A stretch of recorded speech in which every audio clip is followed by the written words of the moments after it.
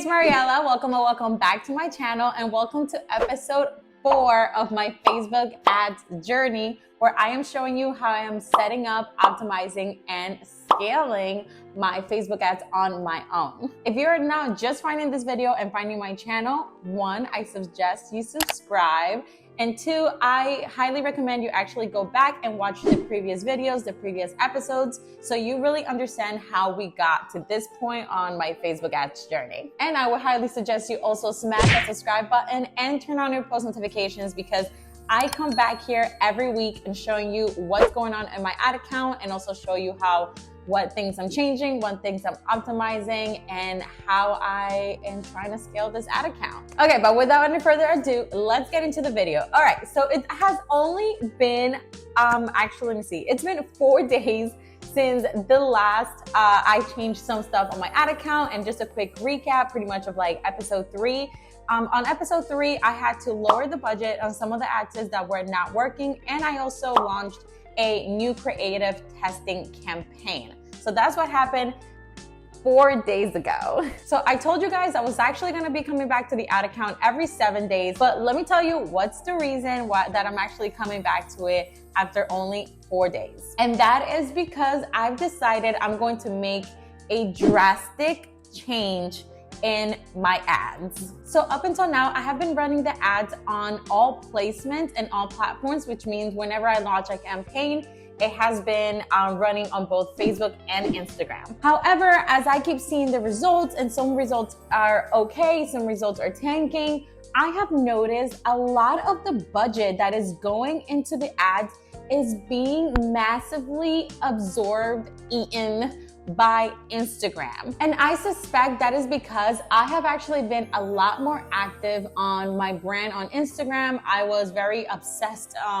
last year with growing the following, with a lot of organic content. So a lot of the people that have interacted with my brand at some point in their lives are on Instagram. So because of that, I feel like Facebook is mainly showing the content and the ads on Instagram, because it feels that's where people are most likely to convert, because that's where people have interacted the most with my brand. However, and this is something that's a current trend, Instagram is actually a lot more expensive right now to run ads than Facebook. So long story short, after doing a lot of research, reading a lot of articles, and getting opinions from other Facebook ads experts, I have decided that I am no longer going to be advertising on Instagram, and instead I'm going to be only advertising on the Facebook platform. Historically, Instagram has done better for me, and when I show you the numbers, we're actually gonna see that most of the purchases have come from Instagram. However, they are super expensive. The cost per click on Instagram is super expensive. The click-through rate is way lower than that on Facebook.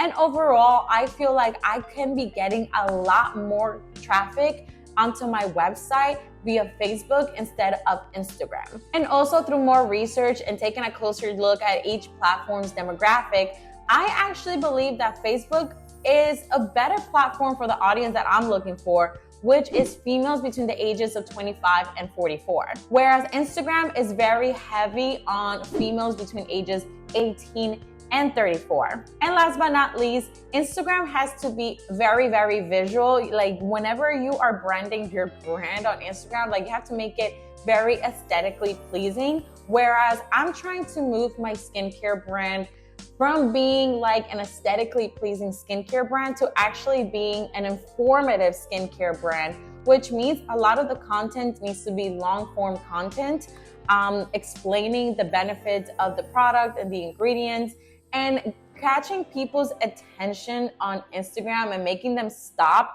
and watch a long form video is much harder than doing that on the Facebook platform. And also, just a little secret, I am currently working with a brand. They have only ran ads on the Facebook platform. They have not spent not 1 cent on the Instagram platform, and they have been able to scale to $2.5 million in revenue in just a couple of months, which is crazy, just on Facebook. All right, let's hop into my ad account and make those changes. And I'm also going to be showing you the analytics that pretty much convinced me to make these changes. Okay, so here we are on my ad account, and we have a cold conversion campaign, which is what I built on the very first episode, a retargeting campaign, a brand awareness campaign, which is pretty much where creatives go to die, as I explained to you on the second episode, and a creative testing campaign, which is what I launched last week. Okay, now let's take a look at the numbers. Let's start with cold conversions. Cold conversions,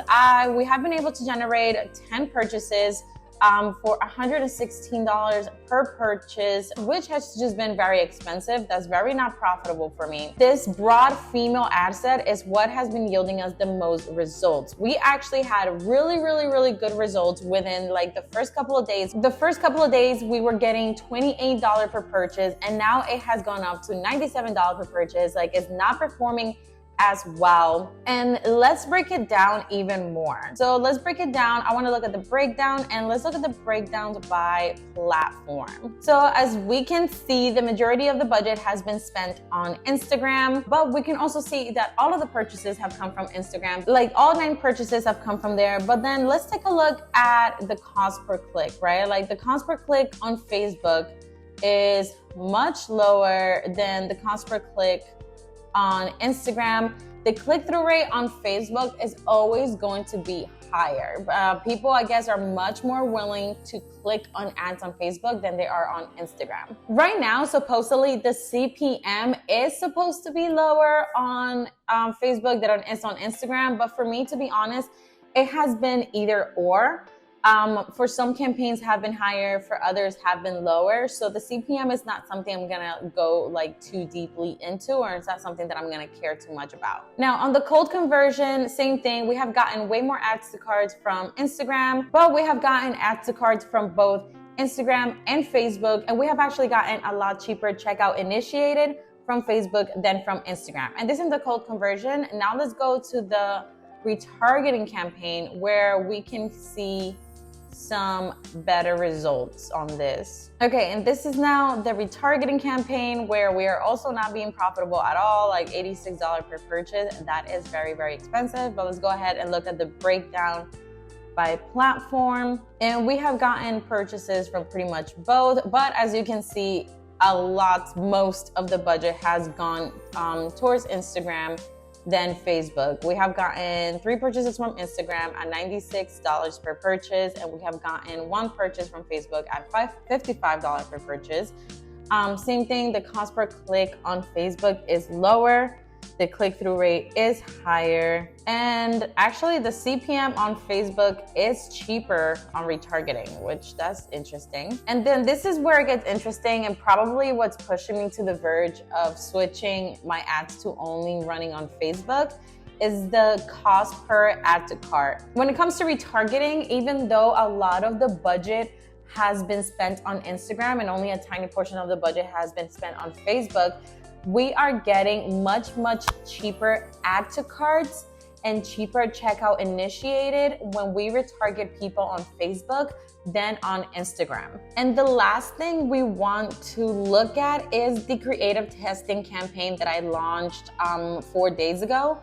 So we can also get a good idea of how much the ads are costing us, right? We're testing in total 2 different creatives under each ad set, and then 3 different variations of each creative, if that makes sense. If it doesn't, go watch the last video. All right, let's break it down by platform. And same thing, we see that a lot of the budget is just being spent on Instagram, even though we are getting a better, this test 1, this creative clearly is not doing a very good job. But on test 2, which is a long form video actually explaining the product, is actually a founder video in which I am talking about why I started the brand. It seems to be getting a much more lower cost per click on Facebook and a way higher CTR on Facebook as well. But for whatever reason, Meta keeps spending most of the budget on Instagram, because again, that is where it feels like it can get me the most conversions, because that's where a lot more people have interacted with my brand. So yeah, I decided I'm just gonna go ahead and switch to all Facebook ads, and this is also going to be a test. I'm going to run ads only on the Facebook platform for the next 2 weeks and see how that performs. If I see that is performing well, then great. I'm just gonna continue to run ads on the Facebook platform.